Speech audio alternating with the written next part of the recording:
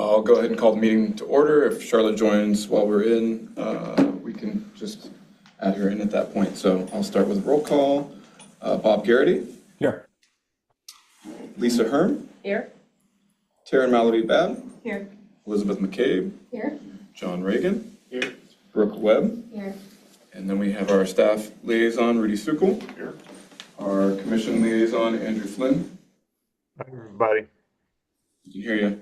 Representative from Gateway Engineers, Mr. Haberman. And representative from the Police Department, Chief Haberman.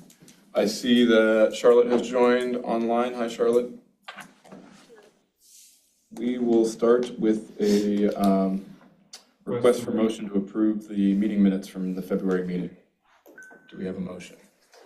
I will motion to approve them. Any second?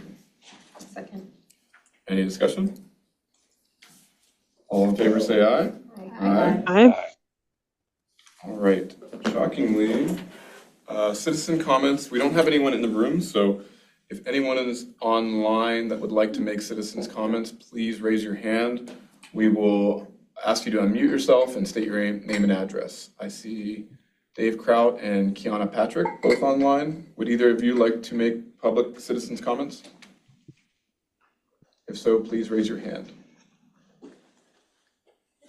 Going once, twice. Okay, we will move on to the chairperson's report. So, busy month in transportation, or busy months up ahead. I had the opportunity to review the Allegheny County Comprehensive Safety Action Plan, which should be finalized, I think, in the coming months, which has a commitment to 0 deaths and fatalities. I don't know if it has a commitment to 0 injuries by 2050, which is an improvement over their previous year of 2075, which I didn't think many of us would make it to, but so I made some comments regarding that year. That is a little Extreme. far out there. 2050, while I would like it to be sooner, I think is achievable, and this is for a county-wide safety action plan, so it is not just Mount Lebanon. The safety action plan does include a network of high injury and high risk streets in the county network, both of which Mount Lebanon is well represented. I won't wear that as a badge of honor, but something for us to work on and be cognizant of. And they have several recommendations of countermeasures and other improvements, which dovetails nicely into the ongoing active transportation plan between Dormont and Mount Lebanon, which last week they had multiple public meetings, one at the Mount Lebanon Library in the morning, one at the Dormont Library in the afternoon, and then at East End Brewing in the evening. They had their maps, they were taking comments. That, I believe, is wrapping up. I don't know, I don't have the scope in front of me to say what it is, but I don't know if Ian has intentions of letting the board review before going to the public, but I would like to request that from the board to have us review that before finalized and kind of gone public, because I think this board has brought a lot of interest and attention to a lot of matters and received a lot from the citizens. So I think we deserve the opportunity to review that active transportation plan. The plan emphasizes access to schools and parks as a network recommendation, and the network is visionary in terms of, this would be the network in an ideal way of if this network was done today and it was safe and walkable and bikeable and made that way, this is their recommended network. So part of that, that's visionary, but I did point to them the recommendation of incorporating recommendations for school streets. And if you don't know what school streets are, they're all over the world. There's several iterations, examples. Since we are the Paris of Appalachia, I'll point to Paris, France, which has done an amazing job on this front in a short period of time. I am happy to share it with you all, but what they've done in terms of school streets has safety, clean air, and just encouraged movement outside of vehicles and permanent.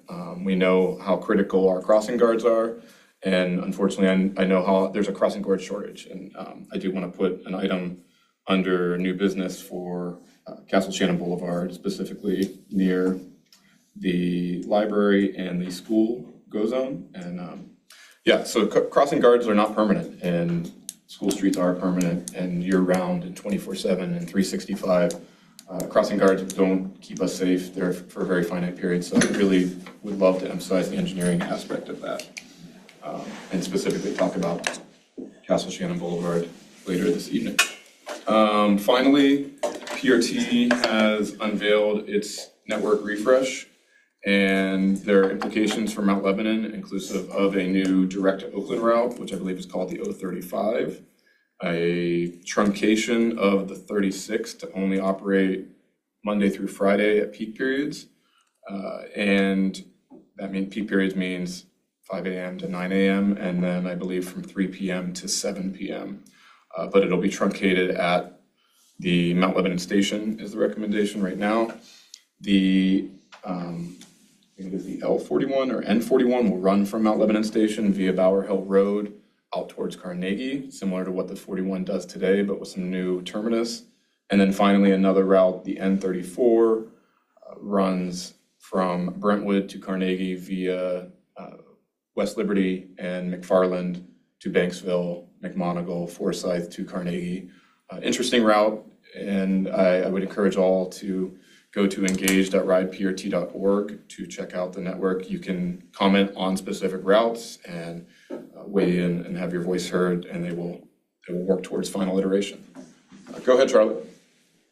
Yeah, so Seth, when will those PRT changes take place for Mount Lebanon?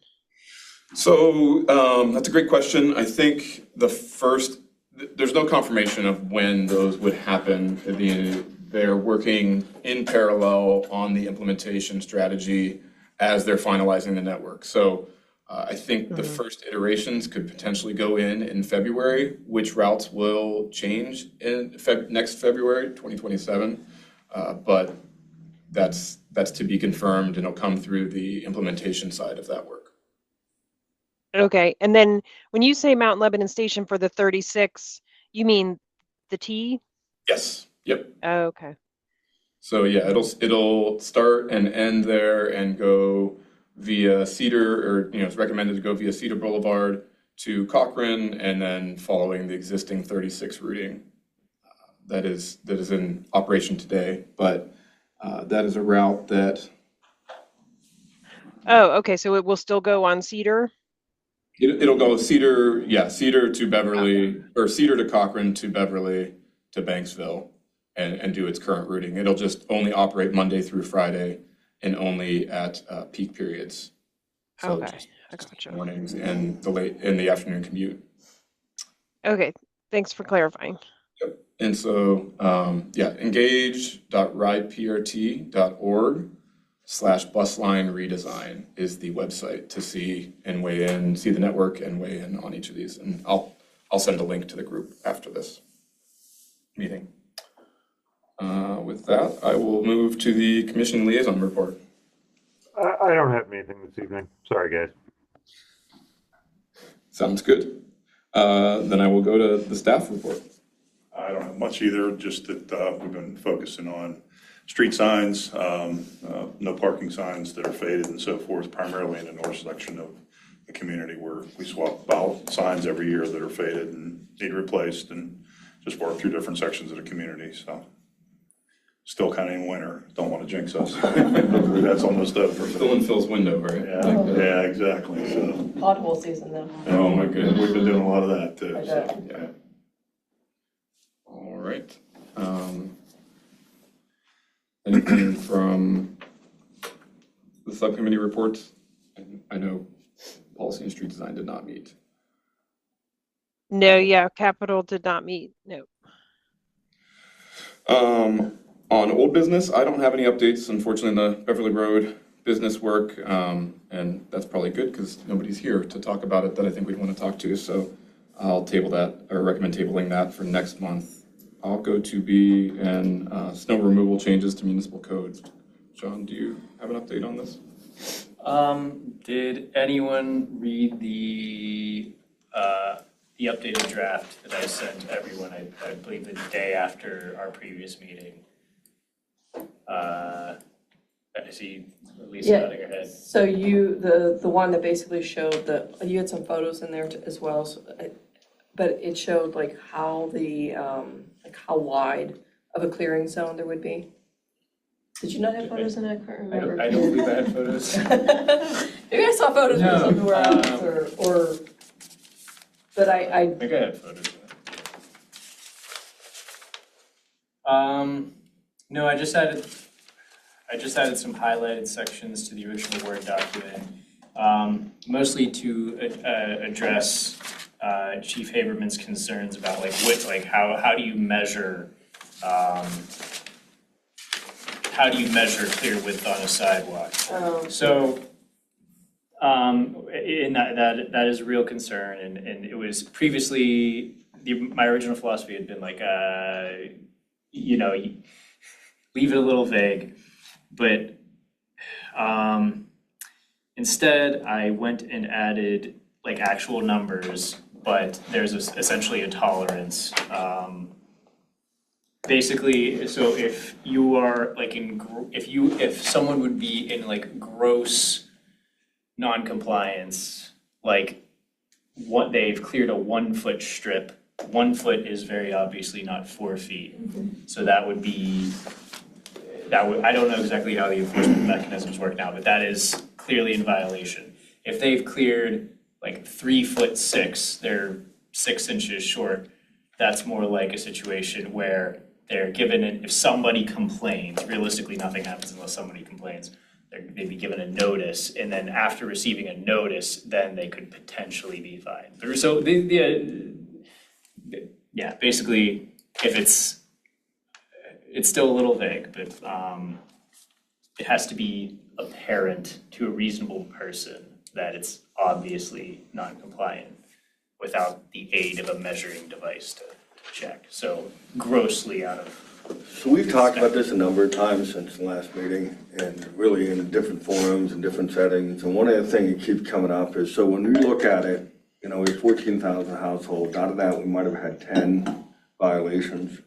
Now, there are 10 violations. They're all derelict property owners, absentee landlords, and those types of folks.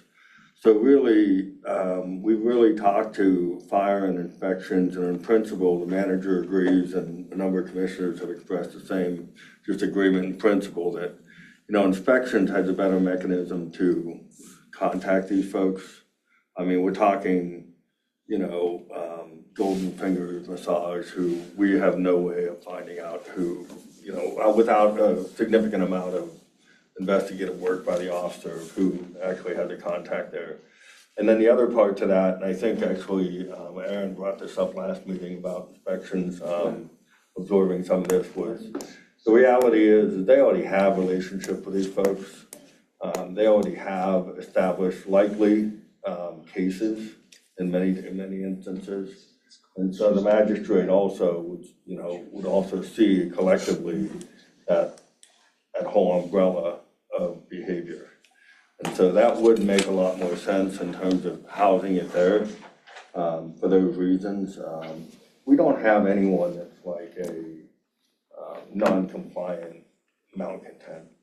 I mean, it's not that type of thing. It's literally a conversation, and somebody physically can't, so we help them get what they can, or they have means and they're trying to arrange somebody to get there and they just haven't got to them. For example, this last bill, tried to hire people and they couldn't get to them. And then when they finally got there, it was, 28 hours later. So just to give everyone a clear picture of what this looks like, this isn't hundreds.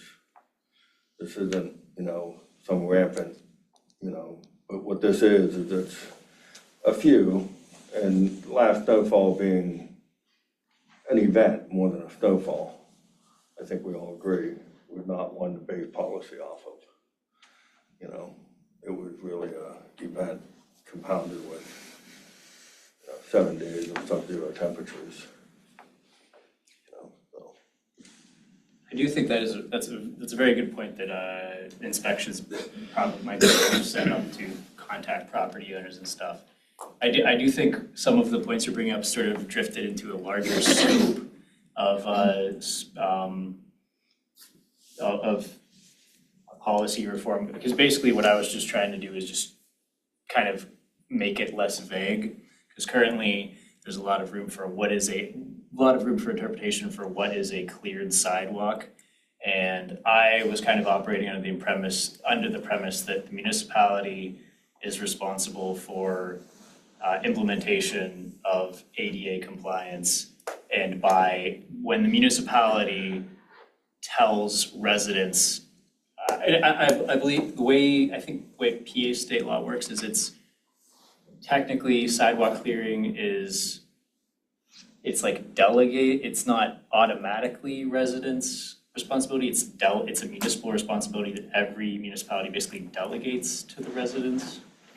My memory might be hazy on that. But basically, if the municipality is telling residents to clear the sidewalk, I don't think it can tell them to clear it in a way that's not ADA compliant, which would be. I don't know the back, I'm not aware of that, what gives the authority, I don't know. I'm not familiar with it. So yeah, I'm not trying to pick it like what counts as a snowfall or the time constraints or who enforces it, just like what is a cleared sidewalk. And like when I'm walking down the street, and since it's my responsibility to submit reports every time I come across something that, speaking in terms of the hypothetical resident, like how does that resident even know what's non-compliant if like 5 different people could read the code and maybe come to different conclusions, so. So is that something that's more like an information campaign, whether it's like through Mount Lebanon Magazine and maybe some of our other communication channels that, We don't even have, we're still on, we haven't even updated the law yet, so I guess what I'm asking, does it need to be a law, or is it more like, a good guideline that we could, show, just give people an understanding of what, is reasonable? I think in one of your examples before, I'm sorry, I thought you showed pictures before, but just the idea that it was like a 12-inch, like the width of your shovel. Or the snow blower just went. Yeah, or the snow blower, which is maybe only 12 inches wide, isn't necessarily constitutes a cleared sidewalk. I would agree. Most things come back to education. Yeah. Being a walking school district, I think a lot of people, I've seen what you're describing too in my own neighborhood as a very small path, because we think of like children getting to school and children passing. So I do think that there's an education component, not necessarily tied to an enforceable code, but just like maybe a lot of people are not thinking about strollers, wheelchairs, right? Elderly with walkers, like just, so I think that might be a reasonable place to start as well. I would envision it. Mount Lebanon routinely does public information campaigns, so I would envision that if you write something down, it'll get propagated. Like any campaign that is done will point back to what's written down in a code that changes a lot less than like an article in Mount Lebanon Magazine or whatever. It's been in Mount Lebanon Magazine several times, and I think John's language it's a relatively simple change, and I think it's, I would recommend it to be added and put in. While I know the actual enforcement mechanisms, I agree it should be some level of code enforcement or something. We don't have a 311 system. I hate the idea of, just call the police, call 911. Like, it's not an emergency right now. But there should be some documentation, like a 311 or something else to show hotspots, because Online reporting system. yeah, there was, the bus stops untouched, or certain curb cuts untouched for the whole span. And I know it's unprecedented, but it still comes up. And, our plow trucks are busy, but I lived on North Meadowcroft and would hate to see that plow truck come back by and push it right back up on the sidewalk after you finish, because there's nowhere to throw it. And, personally, I would love to see an extended district level of cooperation, but that's a whole different mechanism. I think the language is sound. And if folks didn't have a time to review it, we're coming to the end of the season. I would be happy to table it until the next time, so folks have had a chance to review it.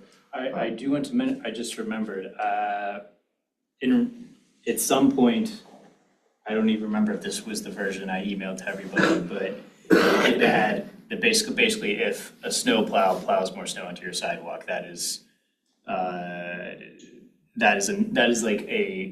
would be similar to a minor non-compliance where you need to be notified if you can't be fined because a snowplow came and plowed more snow on top of your sidewalk, which is, you can tell when that happened. Yeah. Like I tried to keep, I was very unambitious with this. I was just trying to get a situation where everyone can agree what it actually says. For the future, I have a lot of complaints with how it works now. I know that's not a universal opinion, but I'd be open to further reform, but I try to be very unambitious with this. So, yeah, I'd be happy with tabling it to let people read it if. Well, and I might make the case I don't know what's coming out of the extra transportation plan. We didn't get a lot of that, but if they're tucking in policy recommendations to this, we're paying them 150 plus K to do this plan, I think it's coming with several policy recommendations or other recommendations for adoption, adding this into that recommendation. So unless other people feel strongly about voting on this tonight. So I'll move to table that one until future meeting. So under new business, I know I talked about the extra transportation plan up top, but I don't think there's any other updates. I would just encourage folks, if you didn't, to watch the commission discussion session. I think they did a more robust job there. All they had at the public meetings were the maps and some other recommendations. It wasn't like a full effort, but the commission meeting, they dug into it a little bit more and some of the nitty gritty, but I cannot recall if they talked about dates in there, unless Andrew, unless you remember dates that they've committed to. So if I recall, April. Oh, okay, so that's coming. I'm sorry, could you repeat that? Do you recall dates the extra transportation plans meant to be finalized? No, off the top of my head, no. I know that they are, in the next couple months, supposed to be presenting to the commission a final. So we will see. Is it within our purview to request a review? And if so, Of course. I would like to make said motion that the mobility board has a chance to review before the commission presentation. I would have liked to have seen it before the previous commission presentation and provided feedback. As somebody on the steering committee, I was caught off guard by that presentation, to say the least. So with that, I'll make a motion that the mobility board be presented the opportunity to review the documentation before finalized and presented to commission. I'll second that. Oh, any discussion? I would like clarification as to, are we requesting that, are we just requesting like an email review where it's like sent out to everyone and we look it over? We're not asking that they send a billable representative here and present to us like they did. No, personally, I want a PDF and mark it up. And so that's what yeah. I figured. I was asking for clarification. Any other discussion? All in favor, say aye. Aye. Any opposed? All right, motion passes. The next item of business was one that I think was presented the same evening as the Active Transportation Plan to Commission, and would just wanted to ask the Chief of Police if you could, just a high-level element of it, because I think that's another documentation, or I don't know what the output is, but I'd like an opportunity for the board to weigh in on what's being produced. The pedestrian safety plan? Yep.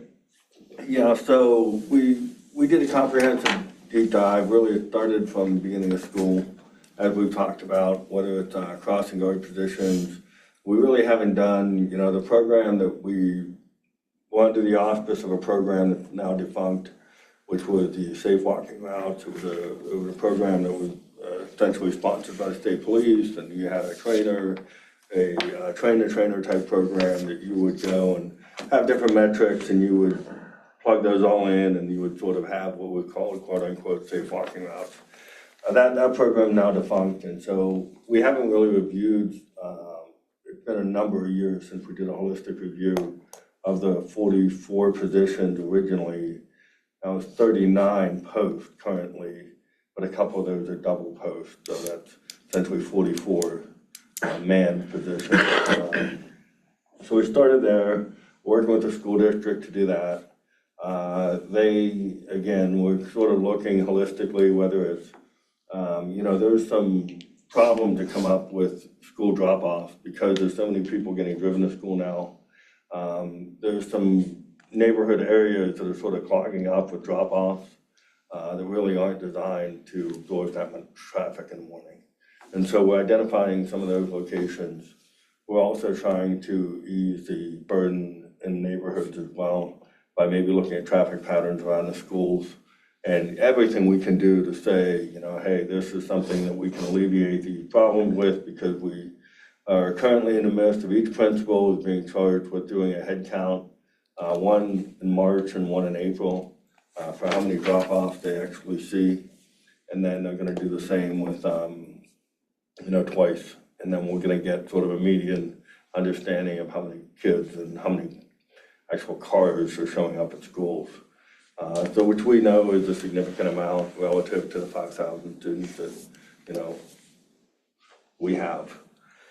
In addition to that, we're looking again at our traffic safety plans, which related to pedestrian and safety in conjunction with the new Paul Miller law with distracted driving, and really designing initiatives that fit with those new laws and new tools in our toolbox. So we've kind of done a deep dive, and we've worked with obviously Rudy in Public Works and Gateway, and last time we presented the same night the active transportation plan did a pretty comprehensive look at our pedestrian safety.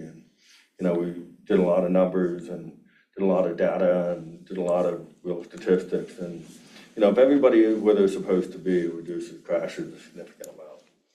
And that ultimately is the key, because everyone has to be where they're supposed to be and be where you expect them.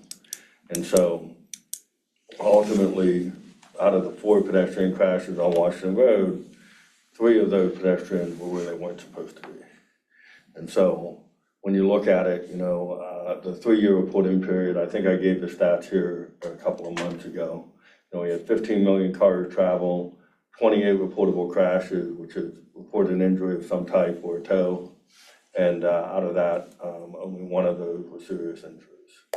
And then even the 4 pedestrian crashes I speak of, they were short of 1 being minor injuries. And then we attribute the other 2, the one on Cedar and Morgan, being what we call A-pillar crashes, which are your first sort of post of your vehicle and your windshield covering up the person walking. And we identify A-pillar crashes to be pretty much, it can be because of topography, the vehicle coming at a higher or lower topography, like on Shady when you come up the hill, and the A-pillar would cover up somebody walking. If everything works out, unfortunately, at the exact wrong time, that would be the result, potentially. And the same again, if a vehicle is going down a topography of a hill, you would potentially get the same result in certain circumstances if speed not followed and other factors are contributing. So we spent a lot of time on this. We continue to, and that's kind of the 30,000-foot view. The Cedar Morgan one wasn't, I thought the pedestrian student that was hit was in the crosswalk. He was, that was the A-pillar, so she was coming down the hill. Down the hill. Greenhurst. And she was also speeding. So when you have speed entered into it, that's what I mean by that. So when those factors all come together at the wrong moment, where. So it wasn't just that she couldn't see, it was that she was also speeding. Right. Yeah, good. Yeah, so that's what we do, and that's what we've been doing, and we're gonna continue to emphasize, good driving habits, and, we're gonna really push. We have a new grant cycle coming up with PennDOT, and we'll have a number of different, hopefully, if we get the grants, pedestrian safety, as well as normal DUI enforcement, different things like that. I guess my question would be, how can the board, is there something in a document that we can review and contribute to? No, I mean, there's a lot of different things out there, and we don't really have a white paper on it, if that's what you mean. you know, it's sort of housed in different silos right now. I mean, I don't know that captures, it captures the crashes, but I've been in a crosswalk when somebody runs red light with my child in a stroller and walking beside them. I've had people run up on the sidewalk, just not paying attention. We see stuff happen here all the time, it's just not captured. And I think the active transportation plan has seen that there's not a lot of documented crashes, but we're hearing people here publicly, we're hearing at the schools. I'm watching a crossing guard tell me that, somebody dumped through stuff from one car and another. I've had trash thrown at me in my car because I'm going the speed limit. Like, I know you're doing a lot, but it seems like having somebody, because there's a state level program for safe routes to schools. There's a federal state routes to schools that comes out of the Transportation Alternative Set Aside program. There's funding out there, and the county action plan will qualify any municipal streets to go forward for funding for safe streets and roads for all. The elements are tweaking there, but I don't like who's leading these grant requests and who's initiating them. Is it coming from recommendations from a mobility board, or is it coming from municipal recommendations? Because the manager's not here, the planner's not here, who's leading the active transportation plan. Mr. Haberman is a employee of a consultant group. Like, how do we, as a board, impact these things? Because we're hearing from the public. We are also the public. So that's not a question for you yourself to answer, Chief, but just to kind of questions of the board if people have specific thoughts and requests. I agree. I wish there was a more streamlined process that we could feel like we were being productive and able to make recommendations that would actually result in something other than a spreadsheet of their status. Yeah.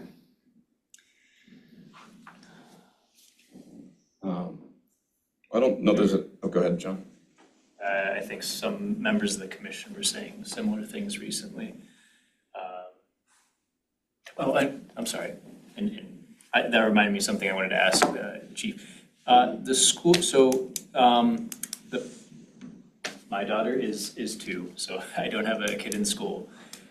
Is the parent drop-off like first come, first serve, free for all? Is there some sort of system to? No, quite honestly, controlled chaos. Definitely free for all.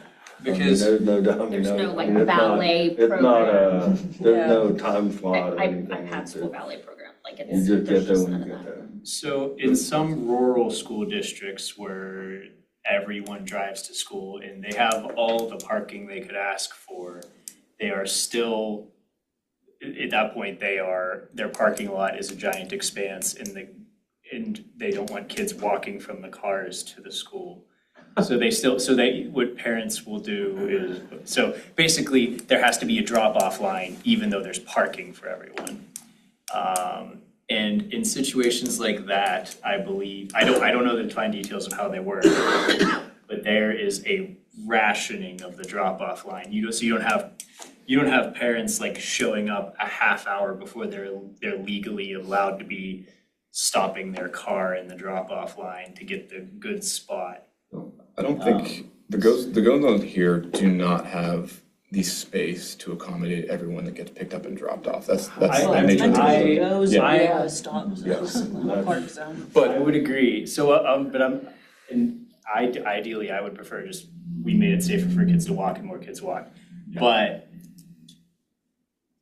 yeah, I do believe some schools take an approach of you need to take turns. Like you can't it's not first come, first serve. Your like groups of cars come in like flights, or like you leave your parking spot. In this case, the parking spot would be home, and you show up when it's your turn to show up. So you don't have the parent who's parked illegally on the street waiting for the go zone to open. So at the beginning of the year, you say you say your preference, like what do you prefer and what are you gonna more do? I think there's a lot of layers here, and that's where I was hoping the active transportation plan would have more teeth. Is we are a walking district. We don't exactly live that, and we haven't built ourselves to that when several of our streets don't have sidewalks. But we've created this induced demand where there is no restriction on who can and can't drive. And that's a hard thing to do because sometimes you have an appointment, sometimes you're going somewhere like things change. I don't walk my kids every day, we walk almost every day. But if you knew that half mile, quarter to half mile from every school was the safest place in the community, more people would walk. And that's part of it.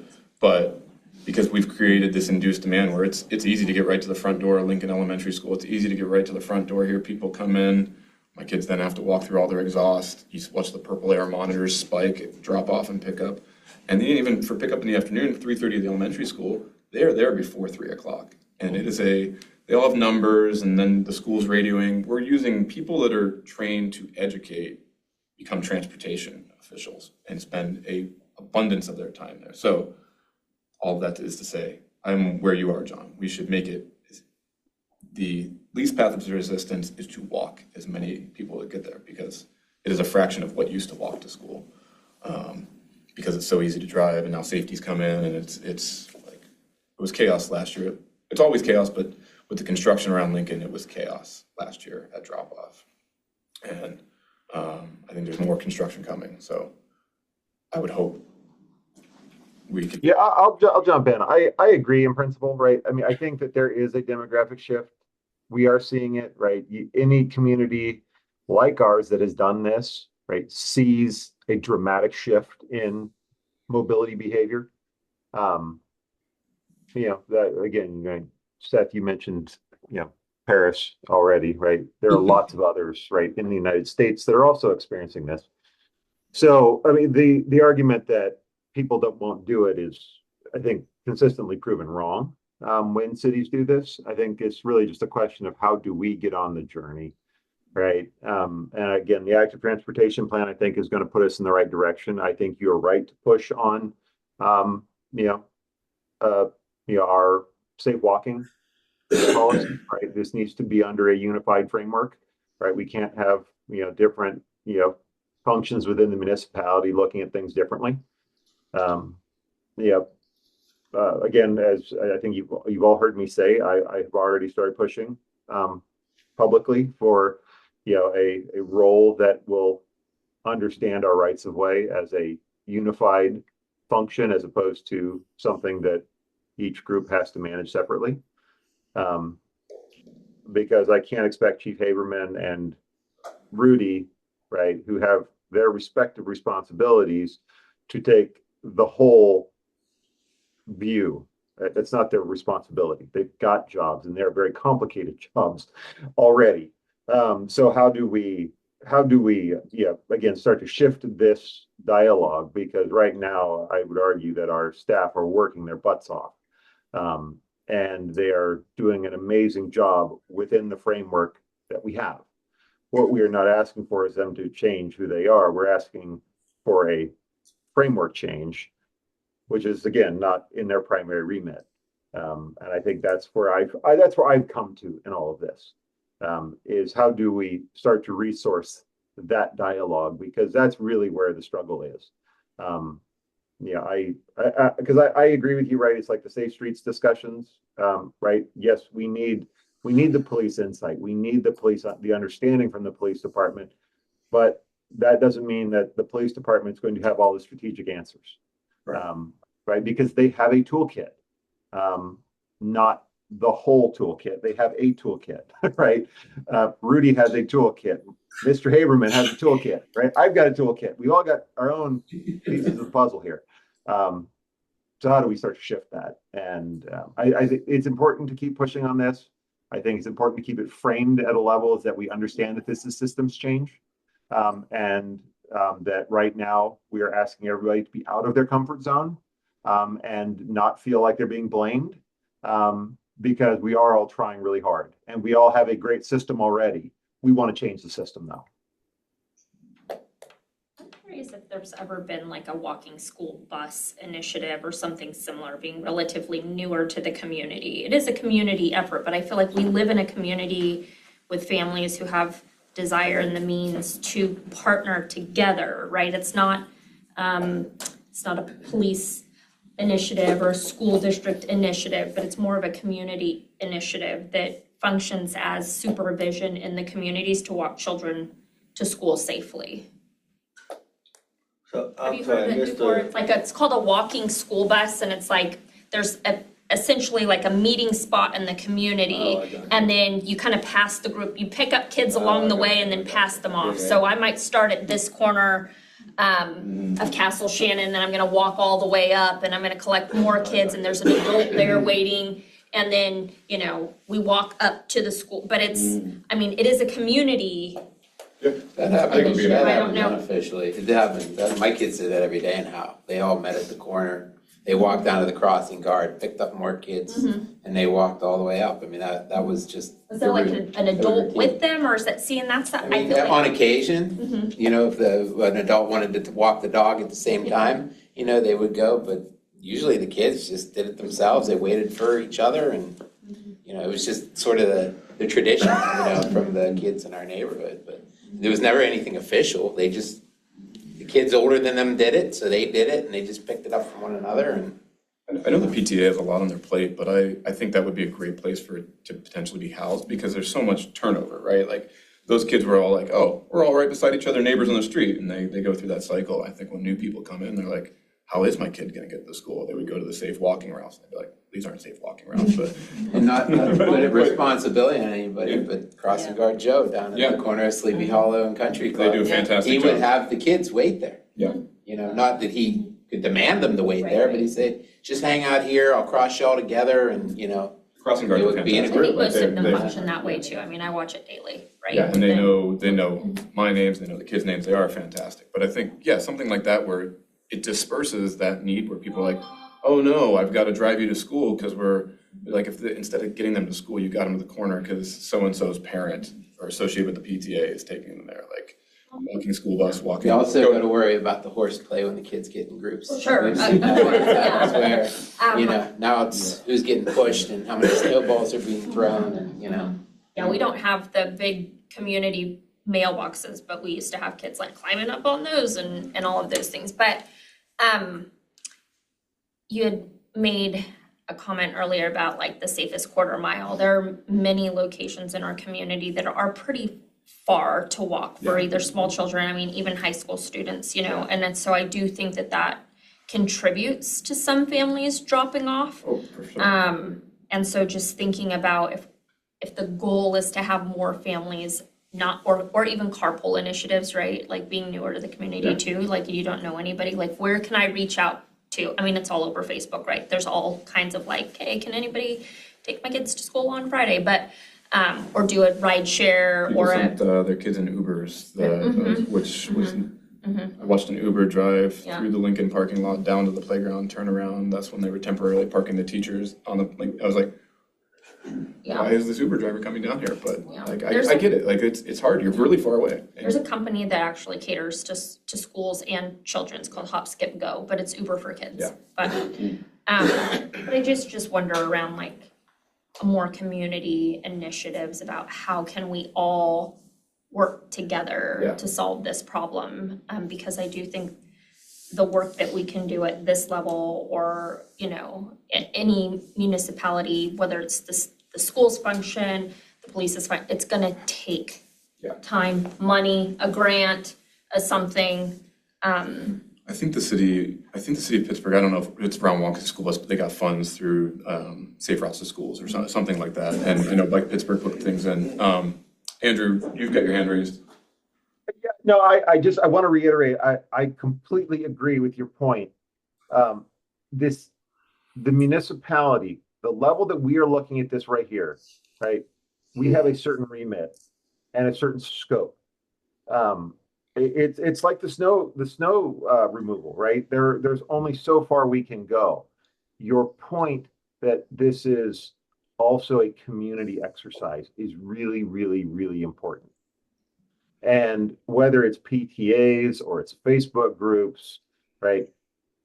Finding ways to encourage community, right? To encourage people to band together and have fun, walk to school, however it's framed, right? Is frankly probably more successful.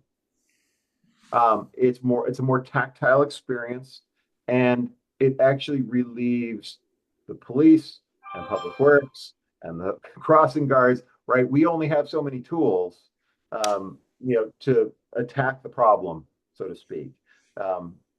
If the community can recognize that and start to build those disciplines, that's huge.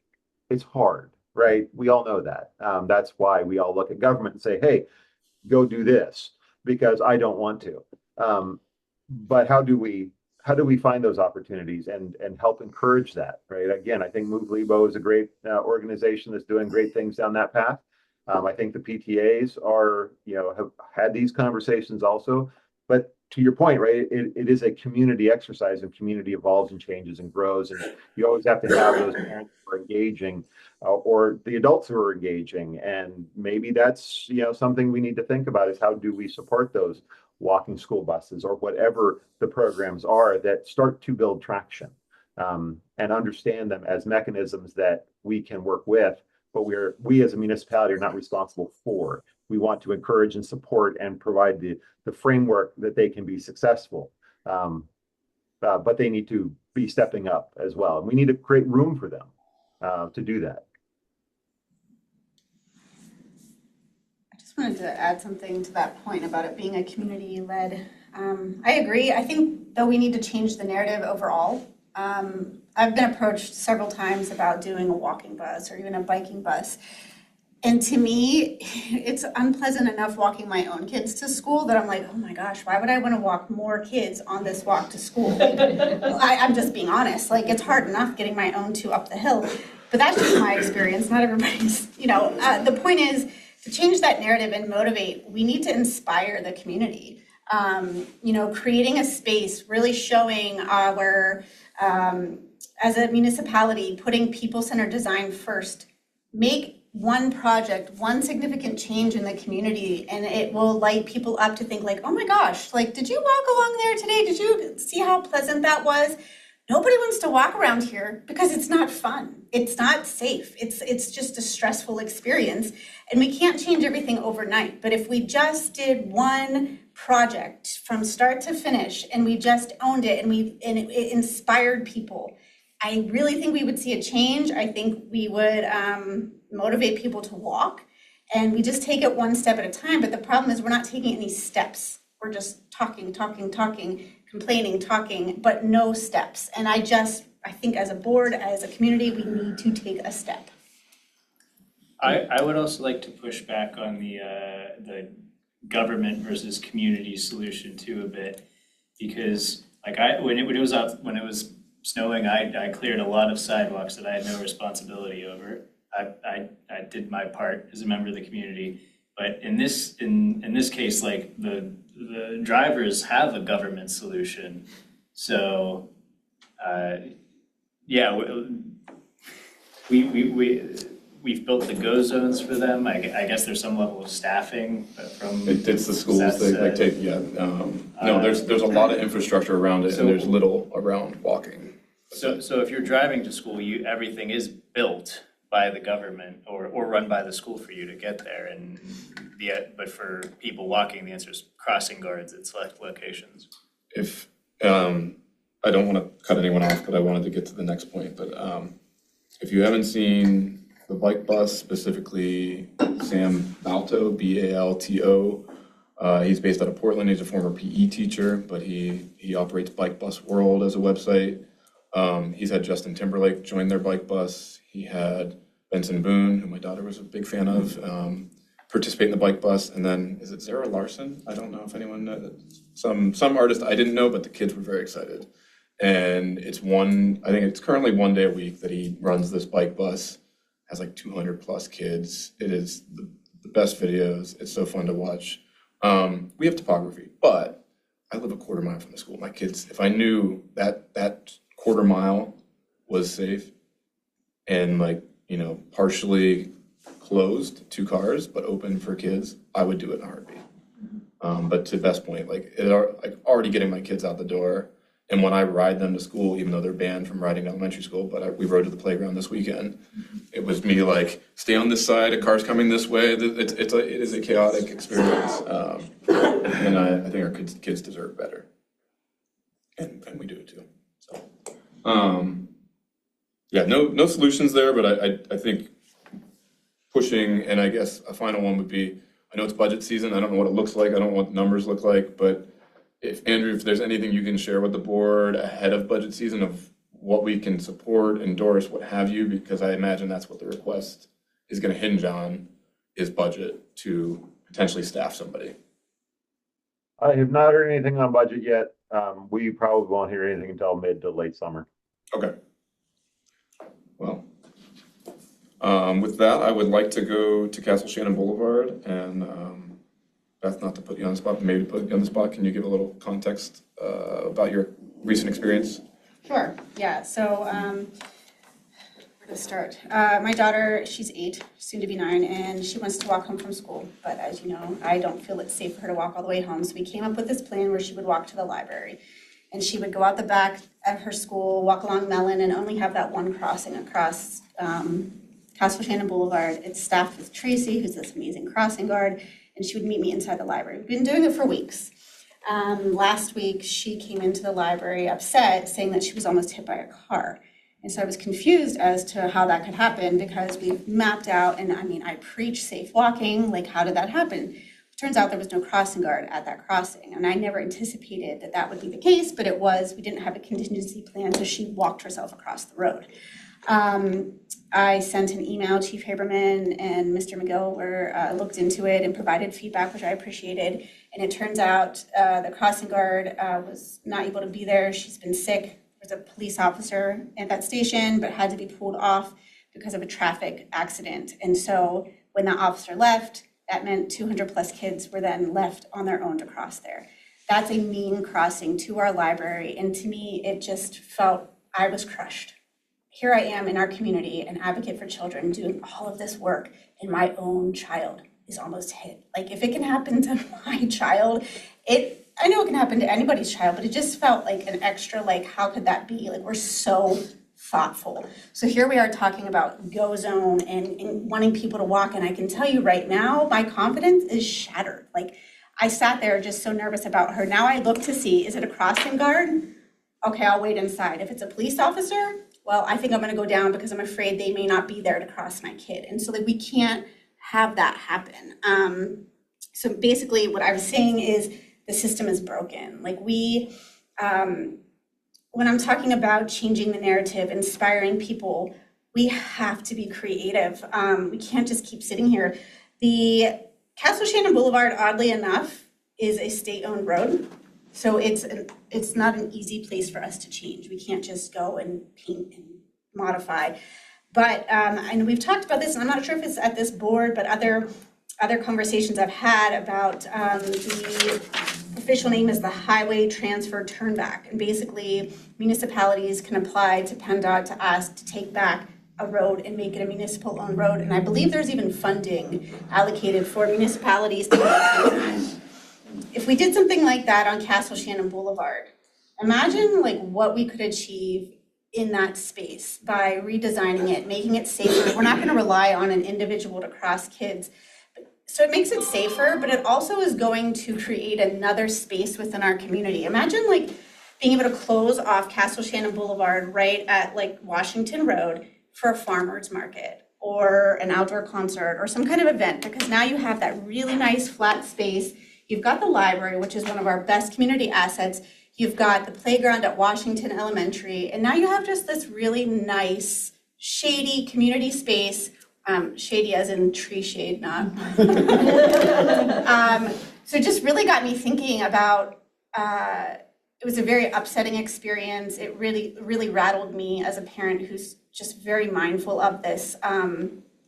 What can we do in that situation? And because I don't know what more I could have done as a parent is the bottom line. Like we had multiple conversations. She's responsible. She did everything right. I thought I did everything right. And she almost still was hit by a car. Like the other option is to never let our kids walk by themselves. And is that what we want? Because that's basically what we have. Anybody know if there's a communication plan when that happens? Is the school No, because notified sometimes we when? don't know. I mean, we've had a shortage, so that's why we're looking at guard posts. I mean, 44, we have more crossing guards in the city of Pittsburgh. We're 6.6 square miles. I mean, we have more crossing guards in the city of Pittsburgh, and that's no exaggeration. So, I mean, we can't keep stacking positions and hoping to man them. They're just not getting manned. People just don't want these jobs. And the ones that do are amazing at it, but we just can't fill it. So when we're filling it, we're spending an exorbitant amount of money, which is fine to do. But you know, if the officer isn't on shift, we're paying 4 hours of overtime for an officer to cover less than an hour of work. And so it's, as a community, it's not sustainable. It's not sustainable as a taxpayer, it's not sustainable for us from a budgetary standpoint. And so that's why we have to look at this, and at some point, there needs to be some decisions made as to, if we have redundancy, we have to look at that to say, if we have 39 posts, and we have 2 crossing guards within 50 feet of each other, I mean, the hard decision is gonna have to be made, and so those are things that we have to look at from a standpoint of manpower and staffing to say, well, if we can't continually, and we've had literally 15 openings, 5 and then some, 5 guards off a day the last 4 weeks. I mean, it becomes a manpower issue from where we sit, and then it becomes, we can't be everywhere at once, so we're trying to staff calls, and, we'll let low priority calls sit, but, we can't obviously let crashes and. That crosswalk you're talking about is the one, there's no light, right? It's the one that goes like basically from Mid- Mellon to the mid-block, library. Yeah, it's at the library Yeah. driveway. So why can't, during the school go zone time, just block off that street from the light to the entrance of that parking lot? And then nobody can go that far, the kids at least have Yeah. a safe space, then you don't need a person. Well, because it's, I don't know that you can do that on a PennDOT road if it's not. Oh, a because it's a municipal state road. road. But Yeah. It basically eliminate course. the go zone. well, I don't think it, Not yet. I don't think it, I would be curious, because does the library It's put, a private, parking lot. does the library put a chain across there on Hazel? Share portion Yeah, of the but that- driveway. During, does the library put across Hazel, don't they put a chain across their driveway No, during, or not they, anymore. oh, they don't do it anymore? Oh, behind. Behind that. Yeah, okay, that one's. But I, I was across the street. Taryn, I think you're on, like, State Road notwithstanding, a plaza, even in a temporary condition, or depending on how you did it, in a permanent condition, it would eliminate the go zone, yes, on Castle Shannon Boulevard. But at the same time, you could have a dispersed go zone, because people already do it on Hazel, where they drop their kids off at Hazel, because the go zone is crazy. If Castle Shannon Boulevard was closed to the parking lot, where teachers could still get to the parking lot and you do all that, and you have a plaza per se, then the go zone becomes Washington Road too. You drop off right at the front door there, and you actually, Washington Road?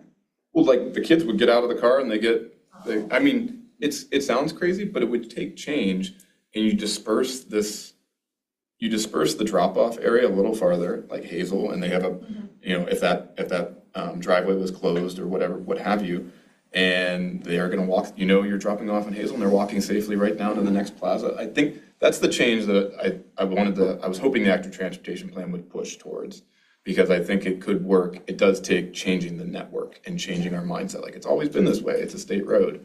But we closed Washington Road for how many hours? And did anyone die? For the water leak? Yeah. I don't know. I don't think anyone died, I don't think but like, First Fridays. but nothing exploded. Yeah. Like, nothing broke. I mean, it was probably frustrating. Neighbors on Hazel would disagree with you about the go zone on the Yes. street. Oh, sure. Yeah, about it. Oh, I mean, Maybe one way would help. Maybe. But yeah, if Hazel was one way, sending you back But, up, or I meant the other Castle way. Shannon Boulevard, making Castle Shannon. So I should probably bring up now, I am the one who previously brought up the highway transfer turn back program. Is it? Okay. With respect to Castle Shannon Boulevard. Castle Shannon Boulevard is classified by PennDOT as a local street that they own, which I take that to mean as they really do not want it, and they would give it to us in a heartbeat if we applied for it. Is all of Castle Shannon Uh, a so state, or just from part? Washington to Between Scott. Washington to Scott, not, The other part is. Okay, not the other part, okay.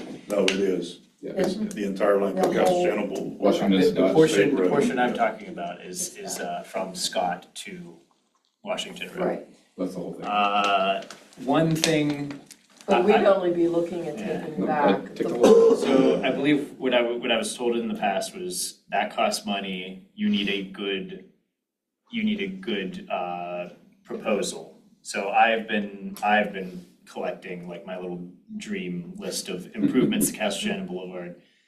So we need a good pitch, but I think it's doable, and I think it is something we should try. But yeah, we need a Well, being sympathetic to what the chief was saying with stacking guards 50 feet apart, on Castle Shannon Boulevard, there are 4 guards within, I don't know how many feet that. There's the two for two. Mellon, or it's like 25, if that, I mean, it's like here to Isn't there one there. Shady in Castle Shannon? And then one shifts over to Washington. Or, Scott Road. But if we redesign that space, and that's where the idea of taking it back, redesigning it, you're going to create a safer space that you're not going to have that demand to staff, because it is hard. Like the police, I'm grateful when I see an officer, but your time is, spent, it shouldn't have to be like there. Well, I mean, it just goes to the whole point. I mean, when you look at it, you have 4 literally within, a very short amount. I mean, the distance would be a half mile. I mean, if you look at this list, we've identified there are 9 already, and sort of preliminarily looking at it, that, you and I could talk, I mean, you could, so there has to be, a recognition as we go through this, that there's going to be changes to the existing setup, but again, because this is an emotionally charged issue, everybody wants their guard to be saved in their position because we have it, and if we have it, why do we? So it becomes a bit of a chasing your tail on this conversation until we make the decision to say, look, we just can't sustain. I mean, a shared solution, like it can't. What's that? I think a shared solution, like we can't pull that guard, just like, we can be working towards it, but we're not pulling the guard until we do X, Y, Z. Yes. We've done X, Y, Z, this started, like then, because I think, there's gotta be some that love the job, and I think they do. And I am thankful for the 2 we pass, they're fantastic. And not even from a safety perspective, like they're crossing adults, but it is the community aspect that Andrew referenced. It's my favorite part of the day, just getting them to school, talking to other parents, talking to other adults, seeing like, when you take that element out of it, it is much more enjoyable. And I think if we have more people doing it and a more safe infrastructure around it, then we're building the community we want to see. I'm gonna ask a question, it might not, I don't know where it's gonna go, but I'm curious about that particular crosswalk, and I'm not inferring like a stance in any kind of way, but like, when was that crosswalk put there? The one that's right in the, 50 feet up from the corner to corner? Yeah, and there's 3 Crosswalk. crosswalks within, within Right, literally 80 feet. it's, That's the other parts of that to look at, and I'm not trying to say that that's the answer, but I'm saying, and I'm not an engineer, my friend to my left is, but, it's literally 3 crosswalks that are probably quite confusing, to be honest with you, if you really look at it in from a sensible way, to say, I'm curious, the decision to put one Yeah, right there, I yeah. understand it's a direct line to the library, but Which was it's probably like where in the middle of the road. It's Yeah. probably- Sure. Been there for more than 30 years, Rudy, you've been here Well, longer No, than me. I've been yeah. here for 4. But so I'm wondering curious if it had about, something to do with the church, because the parking lot up next to the library belongs to the church. Right. And that walk down the hill past their house over to the church, could have been put there for I that don't know, purpose. yeah. That's the point, as like, much I as don't school. necessarily want kids walking out the front of Washington, up Washington Road, if they can go out the back through like a safe right to go across, right? But it is just a curiosity, I also think 30 years ago was a different time, probably, but. Well, Castle Shannon Boulevard was a brick street at that point, It was a so. lot easier to go, it's so much easier to go faster now. Like electric vehicles, you tap and go.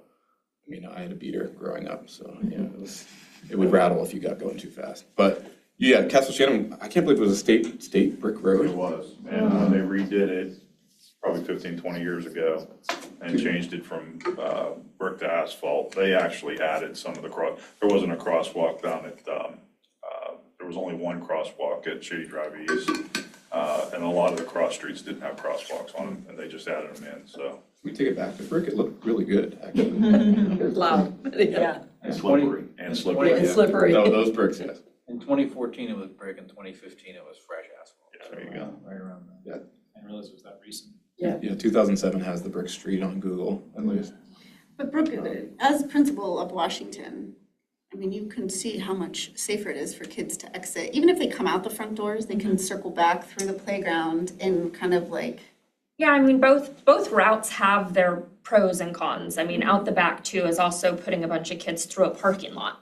And so it's, there's just, Yeah. I mean, Longcroft backs up onto Washington Road, like Washington is unique, I say it all the time, in terms of like traffic. I'm very familiar with traffic and traffic flow and enforcement, and I feel like it's same thing with our parking. Washington Elementary School has 12 parking spots. There's just not really a lot of solution because you have many cars of many employees parking all within the community, leaving at dismissal time. There's just layers to every single solution in terms of like what's safe. It also is entirely dependent on the adults to follow the flow and the rules of the road. Because when you have people dropping off on Washington Road, or you have people swerve around all the time, right? So it's like, what? There's somebody getting out, U-turns right in the middle, somebody's in the parking lot. I would be concerned. I see people double park and let children out, like, and walk in between cars. Rudy and I have worked together to put more signage out. We just put the chain back up. We've put signage like sandwich boards out, only to be, I've stood out there. My job is no longer traffic enforcement. I've done that in my career. Like to lean down. I love my families. They trust us with their children, but they're in a hurry to get places. They've found a solution that works for them, and oftentimes, staff included, they get not trash thrown at them, but like, I'm only parked here for 8 seconds, or, there's always An excuse. a reason. I don't like my families yelling at me or staff, and so it's just a tricky spot to be in. I also do not have any authority to enforce any of it. The best I can do is like, move along, or this, please don't let the child out of the car, like, please, it's just, we're all doing the best we can and trying to find a solution in a space that is limited. Yeah. But I think the more we talk about it, and to your point, right, like, we can't just talk about it, we gotta be about it, we gotta do something about it, and I think that's the real tricky part. It's the same thing with parking. We find a solution and it causes another issue that wasn't anticipated. I know Washington Road, and I don't know if they briefed the municipality, but it is set for some redesign or repaving in the next couple of years. I think the first iteration is stopping at Scott Road, and then it's going farther. And so, yeah, I can understand your concern, like 4 lanes, 2 lanes in one direction of Washington Road, like making that the go zone is like, that's gonna be crazy. But I think in a different design, Washington Road, because I hate the RRFB, the reflective rectangular, what is I just know the acronym. RRFB, the blinky signs. On a 4-lane road, that is extremely dangerous. And you watch cars, one stops, but the other one doesn't stop. Or the other, so, I think it's a bit of malpractice to put there. I know why it's there, but the road should have been dieted and tightened down. And then you create parking, or you create a go zone, you create loading zones so they're not double parked on Washington Road. All that is to say, when that comes, I think the community should have some idea of what they want that school area to look like, inclusive of Castle Shannon Boulevard, because that's the time to try to come up with a design. You're coming down Washington Road, let's do Castle Shannon Boulevard at the same time and get it. This is what we want our school zone to look like and operate like. Go ahead, Charlotte. Yeah, I think another challenge with that same area is also a preschool and a daycare. So throw all that in there with Southminster that my children went to, years ago. But, they very much have, a timing thing that it's fortunately not around the time that school starts for the middle and elementaries. But, that may be another avenue because I'm sure they have their own experiences. I know they do, with traffic as well, with much younger children, but, so that might be a thought too, to collaborate some way with that director, because that's a lot of children all day long, and half day kindergarten too. I know you know that, Brooke, so you have multiple times the day. It does get complicated, but I wanted to mention that too about Southminster.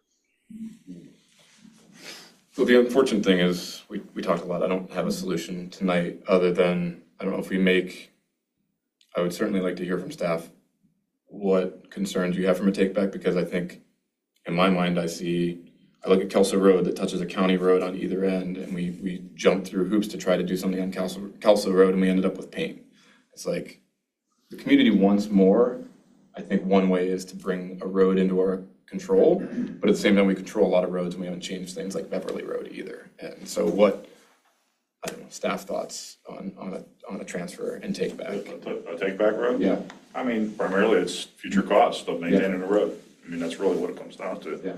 Because it's one more road that we have to pave, the curbs that we have to replace, all the things that go along with maintaining a road, and it's not cheap. So, it's just. I think the number was 4,000 per mile over a period that they would contribute, or maybe it was less than a mile, but I don't know the stats, but Yeah. it did seem like there was funding. some sort of, but I imagine it does not meet all the costs of 20 plus year cycle. But And a lot of streets, if they're in poor condition, they'll do some work on them to bring them up to a certain standard. And at the time, honestly, when it was changed from brick to asphalt, the municipality was asked if we wanted to have it as a turn-back road, and it just wasn't financially feasible at that time. I mean, it's not my decision, one way or the other. It's the commission would have to commit to it's a future cost for all the residents of Mount Lebanon, I so. think I would push the capital budget committee with that in mind, like, let's make, I don't think we can put a number to it, but if we have what are our priorities? We had sidewalks last year, or if there's other thoughts. Yeah, well, I'm just thinking about the future cost for residents, but if part of that cost was, okay, now we have this beautiful space that we're having farmers markets in, and instead of having 3 lanes, we have like a grassy strip with planted trees, and it's just this beautiful space that we now have access to.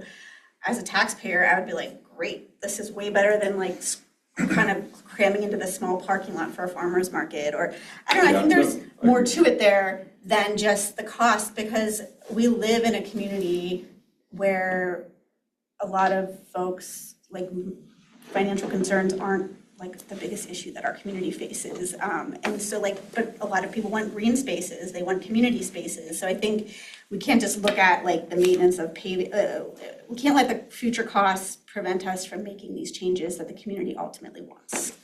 Yeah, I see it, it's not Activate Uptown, but it's an extension of that. This is the business district. I mean, personally, I don't go to the farmer's market because I don't find it enjoyable. It's not pleasant. Experientially, like, you're packed on a tight sidewalk already, and you just have to have crossing guard to cross Washington Road. Like, it's just a chaotic. And I don't want to take my kids because it's too, but imagine all that space. Oh, go play on the playground, go to the library. The library, or, yeah. Like, we just need to, yeah. I have a question, this is Sure. only a question, just so I understand. How does that impact the pedestrian situation? And this is my, as I look at it, if we're trying to solve the pedestrian situation, I don't know how that contributes to it one way or the other. And that's the ask, I guess, it's just a question. Well, my assumption is we would have a lot more say and flexibility if it was owned by the municipality, because right now, because it's a state-owned road, we can't do much to change. And if we redesign the road to do like a bump out on the curb, and we narrow the crossing distance that kids have to face or cross, and then eliminate one of the crosswalks, and just kind of design it so that the cars, there's just more we could do to make it safer, so that we don't necessarily need a guard there, because they're not trying to cross 3 lanes of traffic. And then you redistribute that guard where it's needed. Like, because Castle Shannon's wide right now, partially because of the turning lane. Like, I think a consideration could be tightening it down, putting a longer pedestrian refuge island in, so you've got, like, the crossing distance is less. It is very difficult to eliminate all risk, but this risk would take that exposure level down.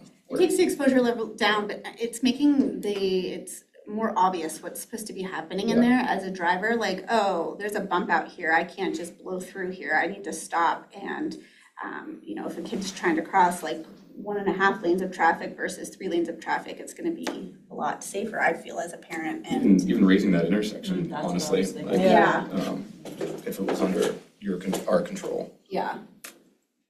PennDOT says, My motivation for previously was that I think I think it is the municipality's interest to have geometric control of Castle Shannon Boulevard and make lots of small changes all up and down it. agreed. And I have long thought about the farmer's market location, that, I think that would be an astounding new location for it, I never thought of that. Shut down Castle Shannon Boulevard on a Saturday, yeah. Yeah. Well, I think the example that comes to my mind is Bigelow, Yes, right? that was a Um, great change. Yeah, as a redesign, and again, that's not the state's just not going to do that, right? It's not in their interest. They have other priorities, and I don't blame them.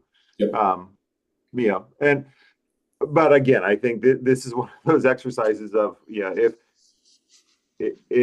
the proposal is going to be to go, for commission to take responsibility, or for the municipality to take responsibility for that street, right? There would need to be some, serious thought put into, right, really what is the investment? Because the risk is, and I will give you an example, McNeely Park. We bought a big property, thinking, oh yeah, we can do something. Hey Rudy, how long has it been since we bought that property? Quite a while. Exactly. And it's still there, sitting. So I love it. I think you guys are thinking in the right direction.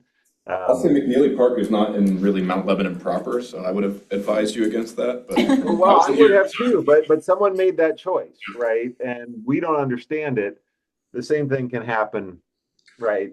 And Yeah. so again, it would behoove, this group and others to really, if this is a path that you're truly interested in going down, I think it is an interesting one. There's a deeper exercise to be had, not just say, hey, commission, you should purchase that, or you should acquire this. Because if that's the limit of the discussion, it's only an expense.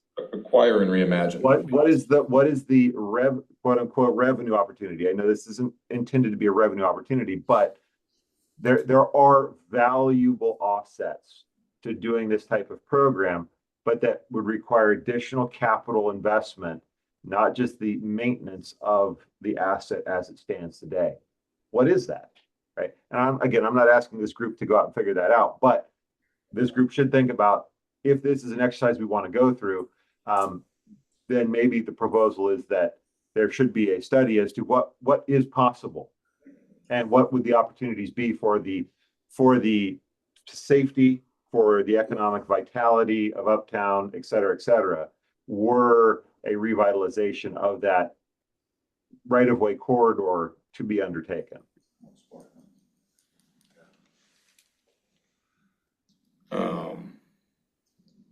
So not really recommend, unless we want to make a motion to, I generally would sit on it, honestly. I would sit I on would it. like capital budget to think about it a little bit, and maybe even the street design, like a shared, hey, what is reimagine? Because I just shared an email and the Bigelow Boulevard reconstruction, which looks like a fantastic example. Renderings are there, but even experientially, it's changed. It has a loading zone. Probably carries more cars than Castle Shannon Boulevard carries ever. Bigelow Boulevard, right by Pitt. So I think good discussion. I appreciate the candor from everybody. Any final thoughts before we kind of? I would just say, well, no one's asked PennDOT if that's even a possibility. I mean, it could be a co-op program too with PennDOT, that the municipality was willing to, participate in that, even though it's not still not a municipal street and it's not turned back. Maybe PennDOT, because it's a neighborhood street and they consider it that, it would have more consideration than, 19 or Washington Road to do something there and work with the municipality. So, but you need to know what you're gonna do before you go and ask them. Yeah. That makes sense. No. In a co-op situation, would the municipality have the ability to close that street free. I don't know, I've never done anything like, I'm just throwing ideas. Sure, and I'm just wondering, like, if, because one of the proposals for the economic vitality and the social aspect would be to have that, the possibility to close that street for whenever, whatever we wanted. And it is just like a really nice flat stretch. Don't we close Washington yeah, Road all for, throughout town? for Fridays We and can parades. The whole street's Yeah. on No, I roads was closed. told it But it costs costs money, doesn't it? $7,000. It's very expensive. There's a whole, Like the car. there's a whole list of things associated with it. But from a pedestrian safety standpoint, it seemed like taking out one of those crosswalks would make sense from just a pedestrian, because drivers then are only focused on one Sure. crosswalk. You're not spreading the pedestrian And so, traffic you out over know, two so that spots. to me, from a short-term answer, if you just want to ask PennDOT that simple question would be a start. Because in a high-traffic area, having 3 crosswalks as you make that turn is unusual. Coming off of Washington Yeah, Road, coming off yeah, Washington on the Road. Castellano Boulevard. So now you're looking left and right on your first one, where if your eyes catch a pedestrian on the second one. I mean, I live in that, I drive that area all the time, so I mean, I can say like tons of times where I'll see a driver stop for the second one and then meanwhile there's somebody in the car, in the first one, like. I mean, I've seen, so that's why I say like, is 2 right next to each other the best idea? It doesn't seem to be. I mean, it's still illegal. It's still a legal crossing, even if you take the marked crosswalk out, because it's coming off the road. No, The the driveway. Right. So that's It's what not- I it's was. it's what I not was- street. What I wanted to. More like a mid-block, yeah. The driveway was built to look a lot like a road, so that basically no normal resident will be able to distinguish it will be able to recognize that the lack of paint means it's not a crosswalk anymore, because residents think that driveway is a street. So that, I wouldn't want to take it. I would, if we wanted to remove crosswalks, we might want to see if we can get them to rebuild the driveway a little bit too. I don't know. That's just my thought, asking me, I mean, I'm no, like I said, it just seems to me to make sense if you're talking about. There used to be a crosswalk where the steps came down from behind the library too. Or was Oh, there further never- down, I Yeah. don't know. No, I don't think so. There was never one at Cornell either, and now there is. After they redid the street, they put it in. And if we did take some action along those lines, either the Mellon front door to the library front door or the Hazel steps would be more logical locations for like a municipal crosswalk instead of the church driveway. And that would be further from the intersection with Washington. But now you're adding the traffic from the parking lot from the school looping Yeah. out there too, so. Yeah, I think a larger, like, getting it on paper, to your point, before going to PennDOT, or even getting it on paper so we know what the community imagines. Putting a cost to that, decide if take back or some sort of co-op with PennDOT is the right Yeah, solution. sure. Yeah. Solution. PennDOT's more open to that now. Go ahead, Bob. Yeah, I'm encouraged by the conversation. I think that there's a lot of really good ideas, and I appreciate the chief's perspective of what is it that these things would do, and go back to the original point. We're talking about safety here. That's got to be the primary driver, and all of these other things can be ideas that contribute. But if we put together a case, it's got to be a case based on what is most important to the community. And if we're a walking community and we don't have a safe situation, what can we do about that situation? Oh, and by the way, there may be some other benefits to the overall business environment that would come out as a byproduct. But I think we have to be very clear about what is the priority that's driving the discussion and the ideas. And I'm all for it. I think that the idea of doing something different to improve the safety where we've had issues and we have all kinds of issues, then there are all kinds of ideas, but it's got to be based on what the priority is that we're trying to serve, and safety of the kids in my mind. Yeah, great That's all. point, Bob. I think that's unless anyone has other thoughts, I think we ruminate on this a little bit and come with a proposal. Safety and ADA compliance too. Go ahead, Mike. So I just want to say, you mentioned the PennDOT Transfer take Washington back. Road, West Liberty Avenue project. Oh, yeah.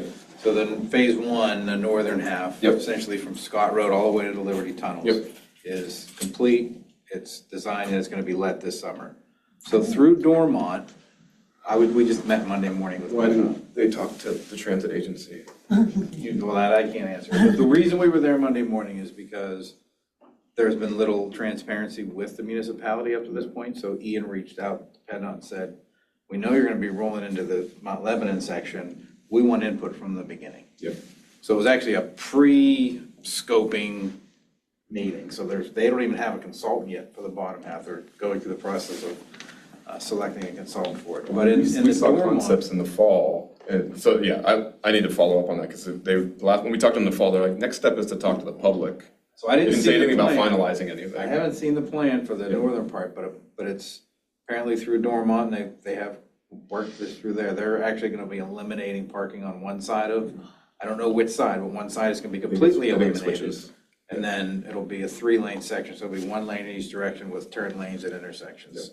So like this form of a road diet, if you will. That stops at Scott Road. They're gonna be looking at this section. Tentatively, they're talking about a 2030 project. But it's a betterment project that's gonna have funding to it, so it's a complete repave, upgrade the inlet stormwater stuff if necessary, upgrades the signals if necessary. And they're open to ideas that the municipality has for Uptown and what that cross-section wants to look like, because they're gonna have the dollars, so they don't, instead of just ripping all the asphalt out, putting it right back down how it is. So that process has just started, but that might be something that, you know, if this board wanted to have its wish list of items to consider, that's something that can come out of here and can make its way to whoever the consultant ends up being. It won't help for this specific intersection, but, you know, if the PRT's network goes into place, we're gonna have more service on Washington Road, essentially through Dormont, but to Bower Hill. And I think that's why we wanted the state to talk to us after we talked to them the last time, because our network would be finalized. We're gonna have more service on West Liberty than we have now too. And so there's but that is to say, I think a multimodal grant could make a lot of sense. PRT isn't usually successful when they lead it, but the municipalities are much more successful where PRT is a partner in that work. So I think that's an opportunity when the time comes. You could probably extend it down here under the multimodal guide, because it's not just public transit, it's multimodal, it's bikes, it's what have you. Might be an opportunity that could get you here. Like the Green Tree Road scenario with. No. Where you have alternating lanes. Yeah.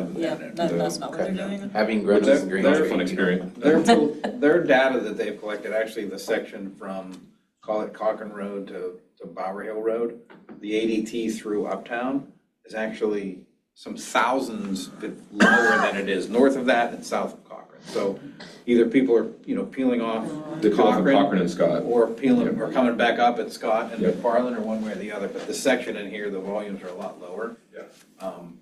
I mean, they had ideas, but certainly they're gonna have to study all this stuff a little bit further. But Ian went through his list of, these are the things that we'd like to see, while respecting the $4 million the municipality just spent on the streetscape project. So it's not like we're saying, hey, we wanna build all new curbs further in, but there are some things that they're gonna consider, and they're gonna work with the municipality on some of their wish list items.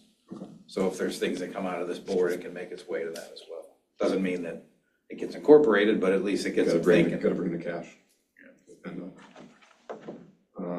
Okay. So, yeah, no specific recommendation. I know we have a few folks that joined later. Did you have citizen comments, you gentlemen? I've many things I'd like to say, but I'll pick up to the Yeah, podium. you're welcome to come to the front, state your name and address. I haven't been here since late 2024 and early 2025 when I was complaining about speed bumps, I think was my main topic. But the specific reason, I'm Dave Helwig. I live on Rockland Place. What I came here to talk about was to suggest that more crosswalks be put on Mount Lebanon Boulevard, whatever good that would do. Because I'm on Mount Lebanon Boulevard all the time. I'm on Castle Shannon Boulevard pretty frequently. But so I would like to suggest that 1 or 2 more crosswalks be put on Mount Lebanon Boulevard. specifically a second crosswalk near the Lebanon Shops and another one somewhere further south. But hearing all this discussion, I have to revert to what I was talking about before. I've been pleased lately to see more of a police presence on the streets. For whatever reason that may be, I think that enforcement of traffic laws is the biggest deterrent to violation of traffic laws. And like I say, I'm pleased to see there seem to be more police out there. And I would just like, I think the biggest solution, not the only solution, but the biggest solution to various concerns that people have expressed is vigorous and rigorous enforcement of traffic laws by the Mount Lebanon Police. I've said this when I was last coming to these meetings when I was a kid growing up in Mount Lebanon. It was notorious. I mean, I know there's way more traffic nowadays and people are staring at their cell phones, which that's one thing, whenever the law actually takes effect. I know it's some kind of transition period right now, but I just like to see really strict enforcement of every traffic law that's out there. And that's all I'm going to say. I'm happy. I've been here a long time. I've lived in a lot of places in Mount Lebanon.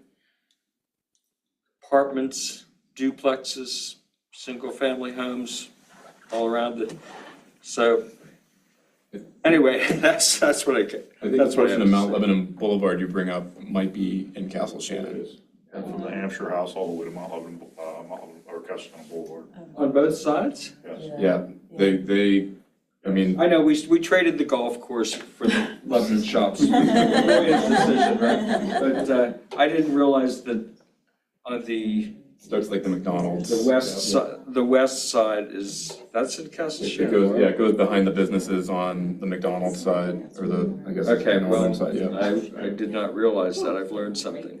Thank you for clarifying that, but it would still be nice to have I don't disagree. a second crosswalk walk down by the Lebanon. It would be nice if there were sidewalks there too. It's right down the middle of the street, with Castle Shannon on the Magic side. And My personal view. Well, I'm all for sidewalks, and if I may share, one of my favorite anecdotes, when my son was in high school, I went to a game, and the boys, it was Upper St. Clair versus Mount Lebanon, and they were chanting, they were taunting each other, the boys would all sit together, of course, and this was like in 2000.